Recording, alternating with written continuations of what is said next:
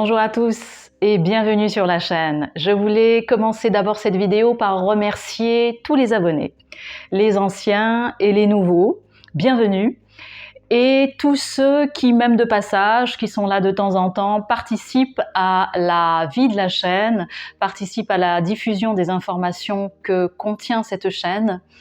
Et je voulais remercier globalement tous ceux qui participent à l'émergence de la vérité en cette période et même qui le font depuis longtemps, car nous sommes des maillons d'une même chaîne reliés au passé. Il y a ceux qui ont travaillé dans le passé et qui permettent aux gens d'aujourd'hui d'avoir accès à des informations et d'en être le relais.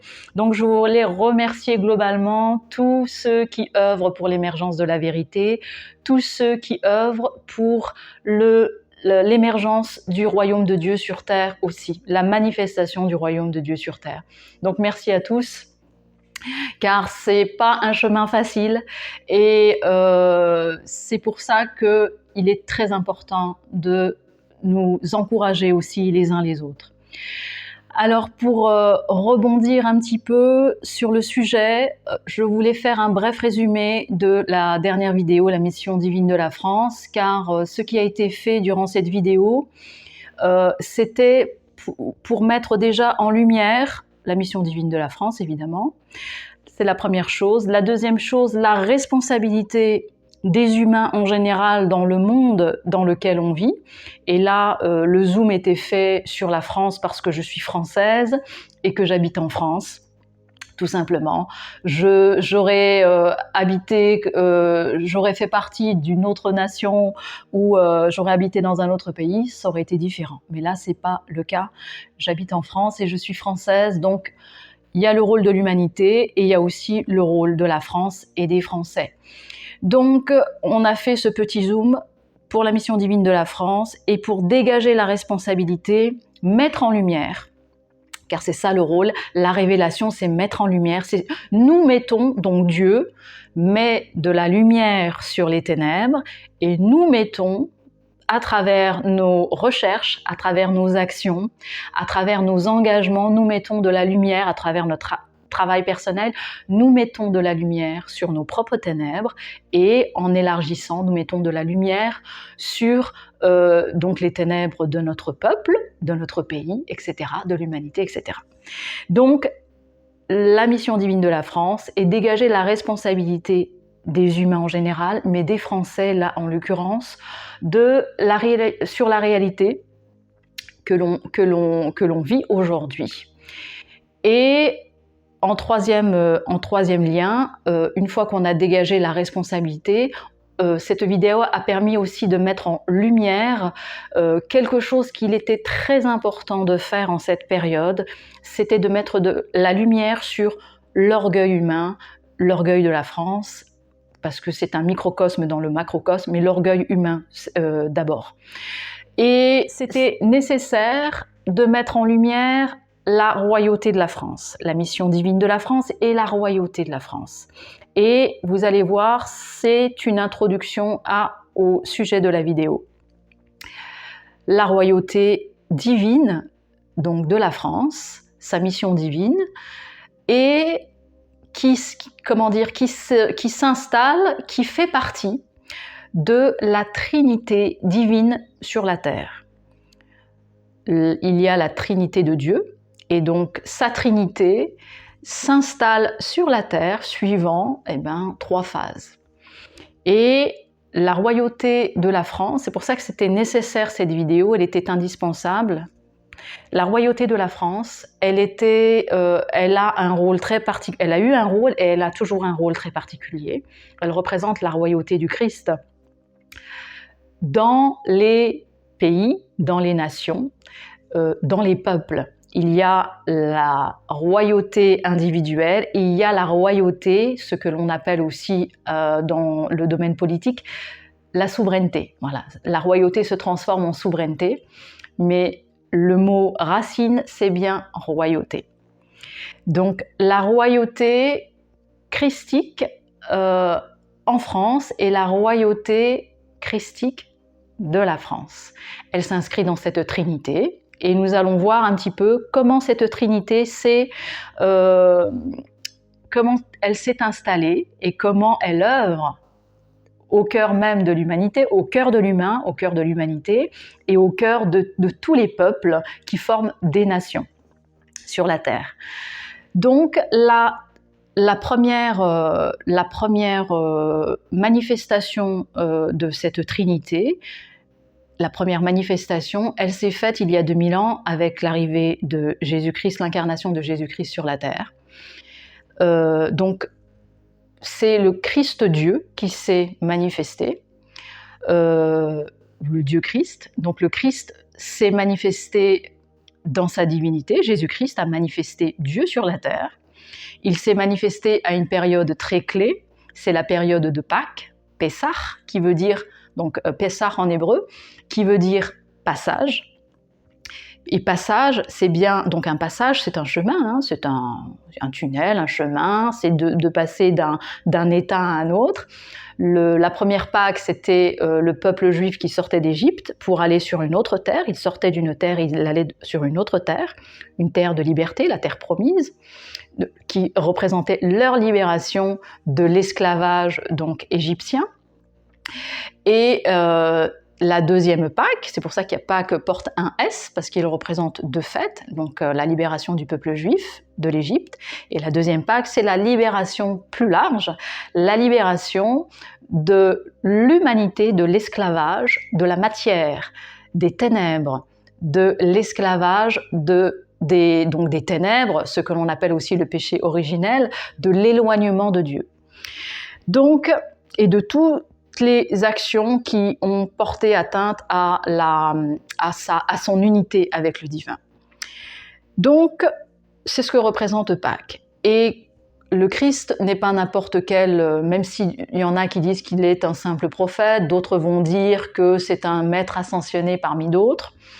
Alors pas du tout. Moi, je ne suis pas du tout d'accord avec ça, et c'est pas l'information, il ne s'agit pas d'être d'accord, c'est pas l'information en tout cas que j'ai.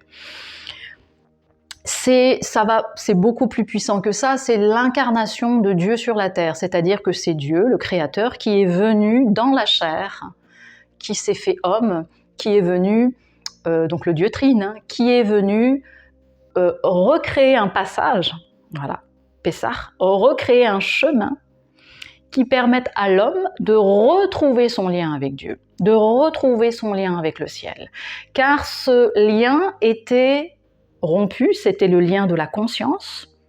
Il n'est pas rompu totalement, c'est un lien de conscience évidemment. Hein. Il n'y a jamais eu de rupture totale ou rupture pure, comme on pourrait l'entendre. C'est un éloignement, une rupture en conscience. Et cet éloignement, donc il est venu créer un chemin, un lien, pour que l'humain qui était sur la terre retrouve une connexion avec le divin. Donc la première étape, c'est donc le Christ, Dieu. Il représente la Trinité. Donc on dit qu'il est le Fils, il est la volonté, c'est ça le Fils, la volonté du Père. Donc il est venu représenter, il est venu incarner Dieu, donc Christ Dieu. Il est venu le faire à Pâques, pas n'importe quelle période, Pâques pour le peuple hébreu. Le peuple hébreu était considéré à l'époque comme le peuple qui représentait la volonté de Dieu. Ce n'est pas un hasard. Il s'est incarné dans ce peuple qui avait pris cet engagement, qui avait accepté cette mission. Et quand il s'est incarné en représentant, en incarnant, car en tant qu'homme, nous, on ne peut pas recréer un lien avec le divin. Il faut avoir cette divinité dans l'humain, dans la chair humaine, pour pouvoir créer ce passage. Pour pouvoir créer un lien, il faut qu'il y ait du divin et de l'humain. Et il est le seul à avoir fait ça. Donc ce n'est pas un simple prophète. Et il est venu donc dans le peuple hébreu, qui représentait la volonté de Dieu, la volonté divine, et en s'incarnant dans le peuple hébreu, il est venu montrer justement, confirmer d'abord ce que l'engagement du peuple hébreu, c'était de montrer l'existence de Dieu, montrer la volonté de Dieu, et qui était le chemin de la vie. Et donc le Christ est venu représenter ça. Et donc le Christ Dieu, le peuple hébreu représentait justement représentait Dieu, c'est-à-dire la volonté de Dieu. Il représentait aussi la prêtrise, c'est-à-dire ceux qui étaient le lien entre Dieu et les autres humains, qui eux n'avaient pas cette connaissance du Dieu unique. Donc il avait ce rôle de prêtre, et quand le Christ est venu s'incarner, il est venu représenter le Dieu, incarner, manifester Dieu. Et en plus, il est venu créer, en fait, représenter la prêtrise de l'humain quand il retrouve son lien avec le divin. C'est-à-dire que quand l'humain retrouve son lien avec Dieu, c'est comme un sacerdoce qu'il porte, c'est comme un sacerdoce qu'il représente tout d'un coup. Il devient prêtre, il devient même prophète, puisqu'il reçoit des visions, des informations, et il peut prophétiser. Donc quand il est arrivé, il est venu donc pour accomplir la volonté de Dieu par le peuple hébreu, et accomplir la destinée du peuple hébreu.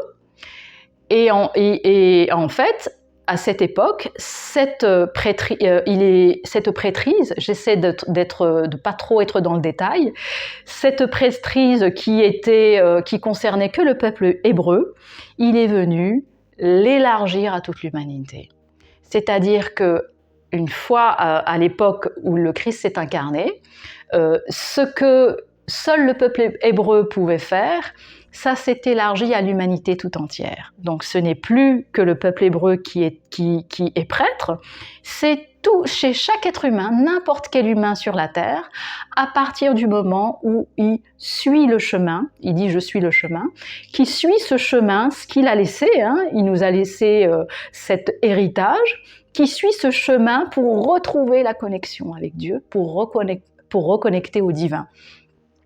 Et retrouver donc son premier rôle de prêtre, endosser son sacerdoce et redevenir, il n'y a plus d'intermédiaire entre l'humain et le divin, d'intermédiaire entre l'humain et Dieu et son créateur, il a un lien direct. Voilà ce qu'est le sacerdoce. Ça, c'est la première partie, c'est la première phase, c'est la première représentation de la Trinité. Donc, le Christ Dieu. La deuxième phase, c'est le Christ roi. Et c'est là que vous allez voir le rôle de la France entre en jeu. Le Christ roi. Le Christ a montré qu'il était Dieu, et il a laissé en héritage la prêtrise, le sacerdoce, le lien direct avec Dieu. Et la deuxième phase, c'est la royauté du Christ, le Christ roi. C'est l'époque où sont nées toutes les monarchies chrétiennes, dont la France. La France, elle a cette particularité, c'est qu'elle a mis sur le trône le Christ. Les rois de France n'étaient pas les rois de France, ils étaient d'abord les lieutenants du Christ. C'est le Christ qui était roi. Et donc la royauté du Christ s'est installée dans les différentes nations pour créer des monarchies. Donc c'est le Christ roi est né. Donc c'est la royauté du Christ qui s'est manifestée donc dans les nations. C'est pour ça d'ailleurs que en ce moment, c'est pour ça entre autres, ce n'est pas que la seule raison, qu'il y a les différents conflits au Moyen-Orient, donc entre Israël, il y avait la Palestine, maintenant on en entend moins parler, mais c'est toujours le cas, Israël, Palestine, Liban, et la dernière, et qui est toujours en cours, et Liban aussi, l'Iran, qui n'est pas des moindres, puisqu'elle a un retentissement sur le monde entier. Et c'est pour ça que ça se passe là-bas. Pourquoi ? Parce que ce sont des régions qui n'ont encore pas accepté la divinité du Christ, et deuxièmement, la royauté du Christ. Ce sont des pays, des nations, où ces deux aspects de la Trinité n'ont pas encore été acceptés pour certains ou intégrés pour d'autres. Voilà la royauté du Christ. Et c'est pour ça que la mission divine de la France, c'est de remettre, la première chose, c'est de remettre le Christ roi de France pour remettre sa royauté terrestre. C'est très important pour pouvoir envisager quoi que ce soit en France et pour avoir aussi cette protection. Comme je l'expliquais la dernière fois dans la vidéo, et je vous invite à la regarder pour ceux qui ne l'ont pas regardée, la mission divine de la France, parce que cette vidéo sur la royauté de la France, elle a mis en lumière donc l'ego humain, et c'est par l'humilité que l'on peut réparer le destin originel de la France, le destin parce que comme le peuple hébreu, elle a pris un engagement, elle a accepté une certaine mission, comme le peuple hébreu l'a fait avant l'arrivée du Christ. Là, c'est la même chose. La France, elle s'était engagée avec le Christ roi de France. Elle avait pris un engagement avec Clovis. Et elle s'est détournée du Christ par la Révolution française. Et en fait, cette réparation a permis, non pas de se flageller, ça sert à rien, une fois que c'est fait, on n'en parle plus. C'est simplement pour introduire ce qui arrive, ce que nous sommes en train de vivre et ce que nous nous apprêtons à vivre. Donc c'est par l'humilité, donc c'est ce que représente Marie, l'humilité, l'humilité qu'on arrive, comme Marie l'a fait, à mettre, on la représente souvent qui écrase le serpent ancien, alimenté par l'ego, c'est aussi l'ego. C'est par l'humilité qu'on arrive en fait à se détacher de ces énergies du passé, à réparer, à laisser la lumière, le processus rédempteur, la lumière et l'amour divin faire, réparer et guérir le passé et le présent pour pouvoir envisager l'avenir. Voilà pour ce qui est de la royauté. Ça, c'est la deuxième phase de la Trinité, la deuxième partie de la Trinité. Et la troisième, donc la première, c'est le Christ Dieu. La deuxième, Christ roi, avec la royauté. Et la troisième, c'est le Christ homme. Et c'est ce qui nous intéresse aujourd'hui, car le Christ était aussi un homme, et c'est le divin qui vient dans l'humain, qui vient maintenant s'intéresser à l'humain. Il vient prendre, transformer l'humain pour qu'il y ait une fusion, pour ne faire qu'un avec le divin. Et c'est ce que nous appelons les nouveaux Christ. Et c'est ce que représente aussi la deuxième Pâque, c'est-à-dire la résurrection du Christ, où le Christ donc est mort sur la croix et ensuite il ressuscite dans un corps de chair, mais de lumière. C'est un corps de chair, d'ailleurs les apôtres veulent des preuves, alors ils demandent s'ils peuvent le toucher, ils le touchent et il est bien fait de chair. Il ressuscite en chair et en os, mais dans une lumière divine pure. Et c'est ce qui nous intéresse aujourd'hui, car en fait, c'est la troisième partie, la troisième phase, le Christ homme, les Christs humains, ou les nouveaux Christ. Donc c'est l'homme qui devient divin, pur. Et c'est ce que nous sommes en train de vivre.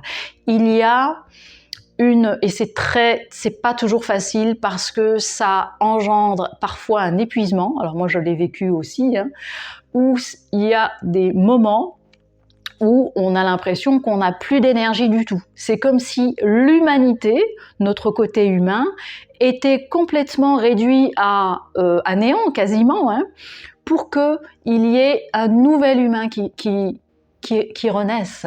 La résurrection passe bien sûr par la mort, c'est ce que représente la mort du Christ sur la croix, c'est la mort d'une certaine chair, la chair déconnectés du divin, pour une résurrection d'une chair qui fait un avec le divin. Il n'y a plus de séparation, il n'y a plus d'entre-deux.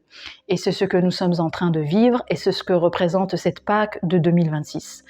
Donc, tous ceux qui sont dans cette extrême fatigue, qui ont l'impression de mourir pas seulement physiquement, mais même au niveau de l'espoir. Il y a des gens qui sont désespérés. Il y a eu des décès, des suicides, des décès, en tout cas un peu dramatiques dernièrement dans la société française. Et c'est empreint de cette énergie de désespoir où la chair a l'impression d'être abandonnée, comme le Christ l'a dit sur la croix. La chair a l'impression, l'humain a l'impression qu'il est abandonné, qu'il se passe plus rien, alors que c'est l'inverse. Mais c'est pas pour tout le monde évidemment. C'est pour ceux qui sont dans cette humilité, qui sont dans la recherche de Dieu, qui sont dans l'humilité et qui peuvent accueillir cette transformation. Donc c'est ce que l'on appelle aussi le corps du Christ. Je peux prendre cette appellation qui est un peu religieuse, mais je rappelle que je ne fais pas partie des religions. C'est pour ça que j'ai c'est ma place, c'est comme ça. Je peux avoir des informations sur les différentes spiritualités, les différentes religions, leur rôle, parce que justement, je m'intéresse à l'essence qui unit tous les humains, qui est le cœur de tous les humains. Et donc, ce que l'on appelle le corps du Christ, mais il n'y a pas que ça, c'est aussi ce que représente le rassemblement du peuple de Dieu, aussi dans l'Apocalypse. On peut prendre différentes informations, des héritages, et différents héritages qui nous ont été laissés. C'est ce que représente donc Marie avec les 12 étoiles, qui est le rassemblement du peuple de Dieu, c'est-à-dire où les humains qui ne font qu'un avec le Christ, peuvent à nouveau s'unir. Et c'est ce que représente aussi la phrase de Jésus et un de ses commandements les plus précieux. Aimez-vous les uns les autres. C'est ce que cette alchimie, cette résurrection, ce Christ homme, donc ce que nous sommes en train de vivre, peut se manifester. Et ça va permettre cette unité de l'aider, ça va permettre de la mettre en branle avec une énergie nouvelle. Car jusqu'à maintenant, les orgueils, les différentes missions, il n'y a pas que les orgueils, les différentes missions éloignaient le peuple de Dieu des uns des autres. Et aujourd'hui, cette transformation va permettre ce rassemblement, va permettre de continuer, car il a commencé, de continuer ce rassemblement. Un rassemblement en énergétique et un rassemblement dans la chair. Voilà, donc tous ceux qui sont un petit peu dans le désespoir, etc., je les encourage à continuer, à s'accrocher. Et il y a des outils qui sont indispensables aujourd'hui, c'est la prière. C'est ce qu'il y a, je le rappelle, c'est ce qu'il y a de plus puissant au monde. La prière, mais la prière, pas des mots cités par cœur, où c'est une communion. Quand la vraie prière, c'est une communion avec Dieu, c'est chaque mot a un sens. Et chaque mot est prononcé dans une entièreté, dans un alignement parfait. Avec notre âme, avec notre cœur. La vraie prière, c'est ça. Donc, je vous invite à utiliser cet outil précieux et aussi à accompagner cette transformation avec une alimentation saine aussi, et de la naturopathie pour aider cette purification toujours douce. Il y en a qui font des jeûnes, etc. Chacun fait ce qu'il veut. Ce sont simplement des conseils que je donne de manière supplémentaire pour nous préparer et accompagner cette fête de Pâques, cette période très particulière qui va non seulement nous aider nous, mais aider, car c'est ce qui est en jeu sur toute la planète, aider tout ce qui se passe dans le Moyen-Orient, les conflits, etc., et tout ce qui se passe dans le monde en général. Donc, c'est pas le moment du désespoir, c'est bien au contraire. Il se passe quelque chose, c'est une étape. C'est une étape. La mission divine de la France, c'est une chose, nous sommes en train de le travailler. Mais comme je disais en fin d'année dernière, s'il n'y a pas un changement de paradigme, un changement énergétique intérieur, cette mission divine de la France, elle ne peut pas se manifester. C'est car nous sommes la mission divine de la France, c'est d'abord la mission de chaque. C'est la mission divine de chaque âme en fait. Hein. Ça fait partie de le but de nos incarnations sur la Terre. Donc tout est au beau fixe, tout va bien. Surtout, laissons aller les événements extérieurs qui sont en train de se passer parce qu'en fait, c'est nécessaire, ça fait partie de notre histoire. Ils sont dramatiques pour ceux qui le vivent, car c'est très dur. Mais nous vivons cette dureté, cette souffrance, nous la vivons sur toute la surface du globe, à des degrés différents et de manière différente. Et comme nous sommes tous reliés les uns aux autres, les actions des uns profitent à celles des autres. Donc, le dernier message est pour accompagner cette résurrection, ce Christ humain que nous pouvons être et que nous sommes, accompagner cette fête de Pâques dans la prière, dans l'humilité et par l'amour des uns des autres. Aimons-nous les uns les autres, car cet amour, cette bienveillance des uns envers les autres, c'est très important, cette bienveillance des uns envers les autres, pas envers les ténèbres, mais de ceux entre frères qui essayent, même envers les ténèbres, car la bienveillance, c'est-à-dire comprendre le rôle des ténèbres, c'est ça la bienveillance, pas tolérer, mais plutôt comprendre pour pouvoir se positionner dans la lumière, dans la vie. C'est ce que représente la résurrection du Christ, c'est ce que représentent les nouveaux Christ, c'est ce que représente le peuple de Dieu sur la terre qui est en train de se transformer, qui est en train de naître. Et je vous invite à être très attentive et à accompagner cette fête de Pâques qui est une étape essentielle au chemin du peuple de Dieu à la manifestation du royaume de Dieu sur la terre. Car ça se fait toujours par vagues. C'est ce qu'on appelle aussi l'Église du Christ, la nouvelle Église du Christ. Voilà, ce sont des termes qui veulent dire la même chose. Et une information aussi très importante pour aider au rétablissement de la royauté du Christ en France. Et c'est une étape pour remettre aussi le Christ, la lumière divine et l'amour divin dans l'humain. J'utilise aussi ce petit logo que je fais apparaître ici. C'est simplement un procédé matériel, quelque chose de matériel, de palpable, pour ancrer cette énergie, cette réparation et faciliter, nous aider à cette transformation et à cette unité du peuple de Dieu. Donc nous le faisons à travers certains outils et c'est pour ça que j'ai mis cette image à disposition de tous ceux qui veulent l'utiliser. Et pour inspirer, d'ailleurs vous n'êtes pas obligé d'utiliser cette image, si elle ne vous plaît pas, vous pouvez en créer une et l'utiliser à votre gré, mais il est très important de matérialiser maintenant notre unité avec le divin, par le Christ essentiellement, qui est la mission de la France. Donc je vous souhaite une joyeuse fête et douce fête de Pâques, quel que soit l'endroit où vous vivez. Vous pouvez, par la prière, transformer ces énergies de souffrance en lumière, car ce qui nous attend, c'est la libération. C'est bien ce qu'est venu faire le Christ. Pessah, Pâques, qui veut dire chemin, et qui veut dire aussi, donc passage, et qui veut dire aussi libération.